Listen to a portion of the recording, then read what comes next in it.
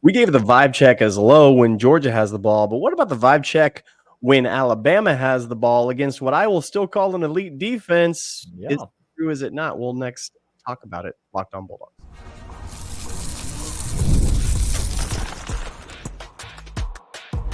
You are Locked On Bulldogs, your daily podcast on the Georgia Bulldogs. Part of the Locked On Podcast Network, your team every day. What is up, everybody? Welcome back to the Locked On Bulldogs podcast. He is Clint. I am Daniel. You are a Georgia fan or an Alabama fan, and you're excited about the game on Saturday. Today's episode brought to you by FanDuel Sportsbook. More about them in a moment, FanDuel.com. Make every moment more. Welcome to the everydayers. Welcome to the people who make us your first listen of the day. All of the loyal Alabama fans who keep this podcast running. We appreciate your obsession. We do. With our team. It is cute. Mm-hmm. We think that you're delightful. We think that your spelling and grammar are immaculate in the comment section. And we welcome everything that you have to say to us. Can't wait to hang out on Saturday night after the game. No promises as to the mental well-being or the condition of either of the hosts of this podcast on that episode. But I will promise you there will be an episode. Scale of 0 to 100 could be anywhere. Could be anywhere on that. Actually, scale. It could be one of two places. It's only going to, you ain't going to get a 50 from me on Saturday night. I promise you that.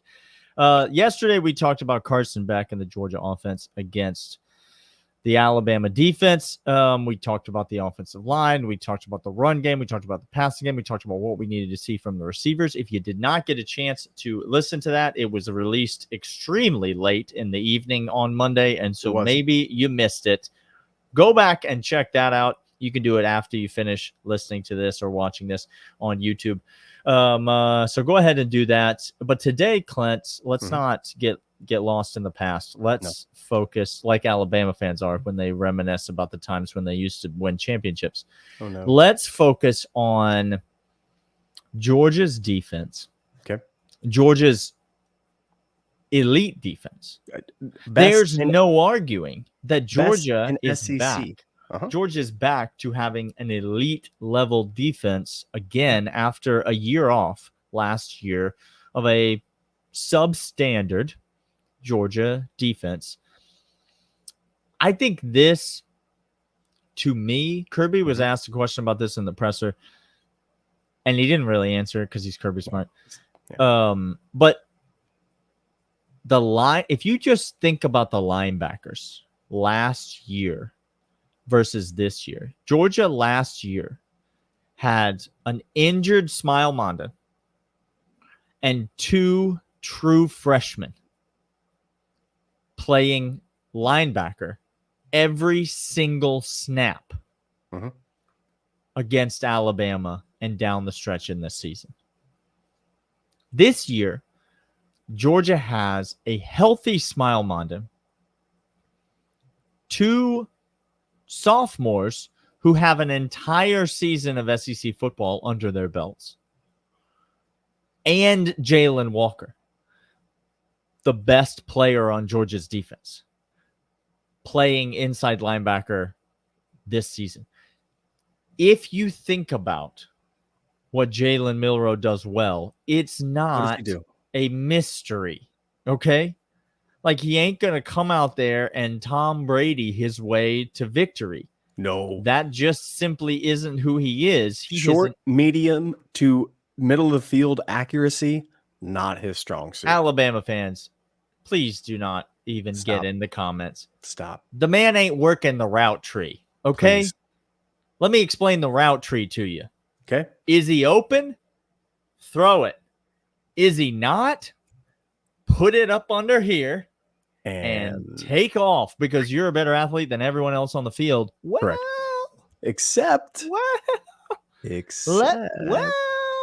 Let me hold on there, because I think if we're going to talk about things that make me go, ooh, on the Georgia defense, it is the linebacker play. We're going to get to the vibe check in the third segment, but if I'm just starting there, Clint, it's the play of these linebackers, the health of these linebackers matched up against Alabama's most dynamic weapon, which is Jalen Milroe's legs. What is it about this matchup, the Georgia defense versus the Alabama offense, that makes you most optimistic on Saturday? What's most optimistic to me, Daniel, is that before Alabama had a plethora of receivers that could demolish you.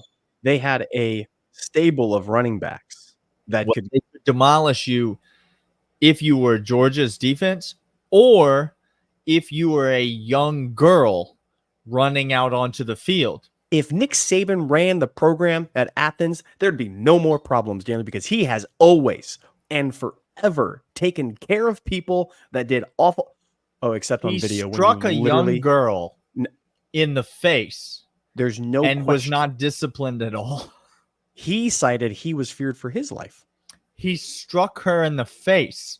But yeah, speeding tickets are bad too. Sure. Yep. That is true. Which, by the way, they are. That's the position of our podcast. Also, striking young girls in the face. Bad. We frown upon that as well. So when I think, Daniel, of what Alabama does well, okay, and what we do well, I think to myself, bring it. I think you want to go toe-to-toe, mano-a-mano, I say bring it. There's nothing that's going to make me think that we are going to be behind anything in this game with this defense. And it's for the people that you just said, Daniel. It's for the linebacker play. That's quite incredible for me. Yeah. Milroe does something very, very well, which is throw the go route, tuck it and go. But we have the athletes to combat that. And it's not last year because they don't have the same running backs. They don't have the same wide receivers. They have one wide receiver. And we got dudes that can cover in the backfield. Because if you want to talk about where our defense really excels, I know KJ Bolden is going to be we're going to talk about that maybe next segment or something like that. But our corners, no, we fine, Daniel. We fine with corners. We're fine. About over the top safety, I got Malachi Starks. We're fine there. Mm-hmm. This is going to be the matchup of the game. If our defense shows up, we're going to be in this game all the way to the end. I don't care what anybody says. Yeah, I don't disagree with you. I'm going to talk about the thing that makes me the most nervous when our defense is on the field. I'm going to see what your opinion is about that. But first, we'll get into these. And these are 5-hour energy. Daniel and I love 5-hour energy. We go ahead and take some before we have anything to do with our chore list or to-do list or Saturday morning when we wake up. 5-hour energy fixes tired fast. Whether you have a long list of work to do or DIY projects to tackle at home, take a 5-hour energy shot so you can check everything off your list. If you're like me, you always have a large list of projects for the home. When you get the supplies for the project, do not forget the most essential supply, which is a 5-hour energy. 5-hour energy is the brand hardworking people like you have trusted for over 20 years to give them the alert, energized feeling they need to go through a busy, hectic day. You always know where to find 5-hour energy shots right at the cash register at nearly every convenience grocery store nationwide. Stock up on money-saving multi-packs to make sure you never run out of delicious, energizing 5-hour energy shots. If you go to 5hourenergy.com, that's the number 5hourenergy.com, and get some 5-hour energy products today, you can use my promo code LOCKEDONCFB to receive 20% off your order. This is only valid through September 30th on one order and cannot be used with any other promotions. The code is not good on any subscription orders. Go to 5hourenergy.com today.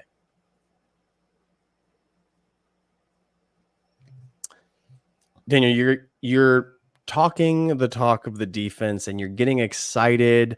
The vibe checks come in third segment. I was excited. And then what happened? Let me turn the page here. There we go. I talked a lot about the offensive line yesterday. I am nervous about the battle in the trenches up front when Georgia has the ball. I am also, quite frankly, very nervous about the battle in the trenches up front when Alabama has the ball. Let me be completely and totally clear. It's fun that South Florida struggled, or that Alabama struggled against South Florida. It's fun. It was fun to watch. I had a great time watching it, as I'm sure you had a great time watching Georgia struggle against Kentucky, Alabama fans. Lots of you here. But that's over. That game is over. They have fixed the issues in the offensive line. They are healthy along the offensive line. They are right along the offensive line. Oh, they are. Georgia, meanwhile, they had their struggle on the offensive line last week, and it remains to be seen if those issues have been fixed or not. But Alabama's offensive line issues are fixed. I don't love this Georgia defense against the run, Clint. I just don't. Interesting. I don't love us in a phone booth. I love us in space. I don't love us right up the gut. And here's what I've seen from Alabama so far this year. They have Jalen Milroe, and so it's kind of a cheat code in terms of stats because all the stats are going to get skewed because he's absolutely going to break off some explosive runs. But it's not just Jalen Milroe. It's Justice Haynes. It's the other kid whose name eludes me at this particular moment. That's fine.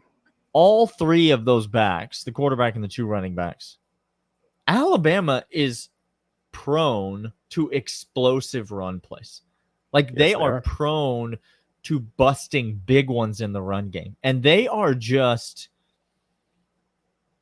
I mean, they're just off tackle, like ISO, like in the B gap, like in the A gap type of runs where somebody takes a wrong angle and all of a sudden, whoop, she gone. So that's what makes me the most, that's what gets me in my feelings. I think there's going to be a lot of eyes on Jalen Milroe in this game, Clint. And I think it's going to be the other two cats that might have big days for Alabama and just churn out yards and grind that clock and keep moving that ball down the field and possibly break off some big ones and take it all the way to the house and score. That's what makes me a little bit nervous about this Georgia defense going up against this Alabama offense. Am I crazy? No, actually, Dawgs Stats has this for us, and the explosiveness rate of Alabama is third in the run game. They are the third most explosive team in the run game in college football. Success rate outside of that, they're down. They're 73rd in the running attack, which means this. Let me simplify it for you. When they hit big. Yeah, it's all or nothing. It's all or nothing on their run. I mean, game. you know what? You know why that is? Because Milroe takes a bunch of sacks. Yeah, like he's taken a bunch of sacks in his career. He takes a bunch of sacks. Like he goes for the big play. Like he thinks he can do everything, and a lot of times he's right. And so he takes a lot of sacks. You're not going to have a high success rate in the run game when you take a lot of sacks because those plays kill you. But I'll tell you what you do have. Like you said, a lot of explosive plays in the run game, and those are the ones that really move, the needle for me. The defense for Georgia is going to excel in the pass game, although Alabama is the second most explosive pass game in the entire college football. It's good. Again, it's all or nothing. It's 80 yards to Williams, or it's an incomplete pass, or it's a run. These are the options when you're talking about Milroe at quarterback. Georgia has explosiveness rate 14th. They have the fourth best passing defense in the entire nation, fourth best defense in the entire nation. So that bodes very well for us. But in the run game, I think if you look at Kentucky, what sucked about Kentucky was not the explosive plays. Everything second half. But they just churning punched us in the face, of yards over and over. Realigning the line of scrimmage, repositioning that, putting that 3 yards ahead of where it started. That's where things changed a great deal, Daniel, was in that arena, was in that part of it. More dynamic quarterback. Yep. Better in all 5 spots on the offensive line. And 2 running backs that would not allow Kentucky's running back, who ran all over us, to see the field if he were on this roster. Like 2 backs that are not even in the same category of him. So if you're not concerned about the run game and you're a Georgia fan, I would love for you to explain why. Because I just don't. Yes, we absolutely shut down Clemson's run game. Clemson also just kind of got away from it. They kind of just gave up. They stopped on the run game. Kentucky did not. Alabama, is not. Like, they're No. not going to give up on the run game. And when everybody's looking at Jalen Milroe, your eyes get in the wrong spot just for a second at linebacker Clint. You know as well as I know. You're toast. Like, you're already beat. It's over. So that's the point of concern. We're coming back after this, giving the vibe check when Georgia is on defense. How are we feeling? Where are the vibes at right after this? And this is like FanDuel. The point spread might change here and there. Daniel says take the money line in Alabama. The home SEC team getting points. What could be better? More on that. What when could we be come better back than for that? locks. Let's talk about Right now, locks. I'm looking at no. a little Here we go. alternate. I'm looking at a little alternate line here, Clint, that We're on says, I'm on FanDuel Sportsbook right now. It says Georgia minus 27.5 plus 1,300. It's gonna go 10. one or two. Might be ways. worth a 10 spot. It might be worth a 10 spot. Just see what happens. Just see here live on the ad read. I'm going to place that bet on FanDuel Sportsbook. It's the place that we go. It's the place that we actually use to place all these bets. You should get over there right now. FanDuel.com. Make every moment more on FanDuel, the official sportsbook partner of the Locked On Bulldogs podcast. He's making live bets. We're live as well. In my pocket on Saturday night. You don't think I'm bringing that up on the overreaction show? Come on. Come on now. He's just 27.5. He's making content as we speak. Loyal third segment listeners, we're glad you all are here. We're glad that you are an everydayer. We are glad that you make us hate your first this listen. week. I hate this game. This week is awful. Can we just say we are sick? How about that? I hate it. Not well. We are sick for liking college football. That's what we're That's sick. That's our problem. That's our bad. That's our bad. We apologize. That's who I am. Yeah. We get the feeling that's who you are too, if you're here, especially if you're here in the third segment. It's does it have a different now we'll talk about tomorrow, Clint. Let's talk about the vibes when Alabama has the football. You gave me a 4 yesterday when Georgia has the football. Vibes are a 4 out of 10. Mm-hmm. Where are the vibes at when Alabama's got the football? I need to know where we're at. I need to know what position you're in. You're standing, not sitting. I know standing. that. No, we can't. You're standing. There's no sitting. No sitting. I'd like to paint me a picture. Paint me a word picture here, if you would, of where the vibes are at when Jalen Milroe trots out there on the field. Kirby Smart is 20-0 after bye weeks last 6 years. Hello, knowledge. He doesn't lose after bye weeks. He knows what he has in the defense. He's made several comments about the offensive line, about blocking on the perimeter. Talking about the defense, he's getting healthy guys back. He's happy with the defense. Metrics point out that we're an elite unit in the SEC and in the nation.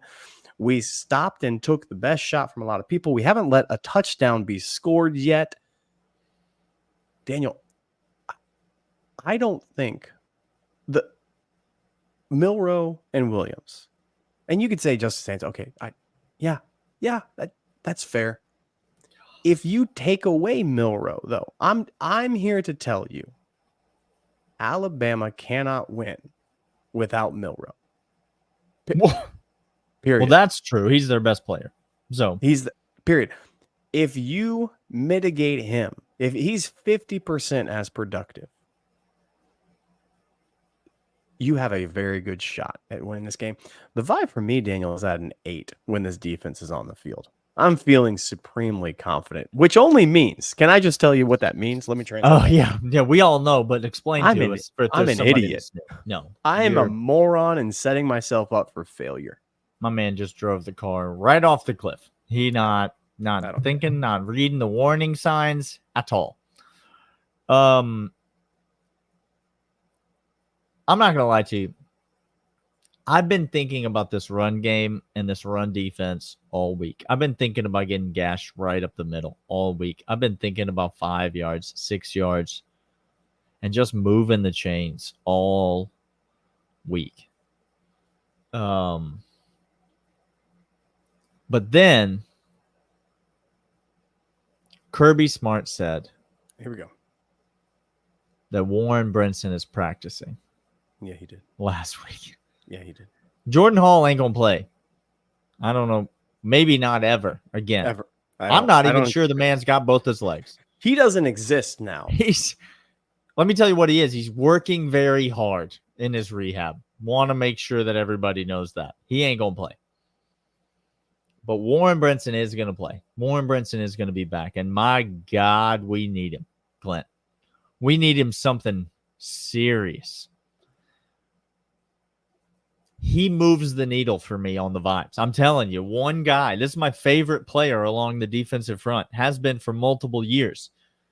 He moves the needle for me in terms of the vibes when Georgia's on defense, because I do like CJ Allen. I do like Raylan Wilson. I do like a healthy Smile Mondon against Jalen Milroe.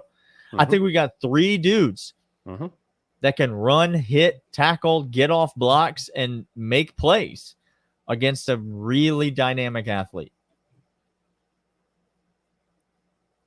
Vibes are never going to be an 8 when in a game like this when Georgia's on defense. But I'm going to go somewhere in the 6.5 range, which that's like still really nervous while deep down thinking it's going to be pretty good. It's optimism masked in realism. I'm just going to tell you this in case the line moves. Okay. Check back with me on Thursday. Here we go. But my vibes yesterday when Georgia was on offense Was a 6. was a 6. Yeah. My vibes when Georgia's on defense, 6.5.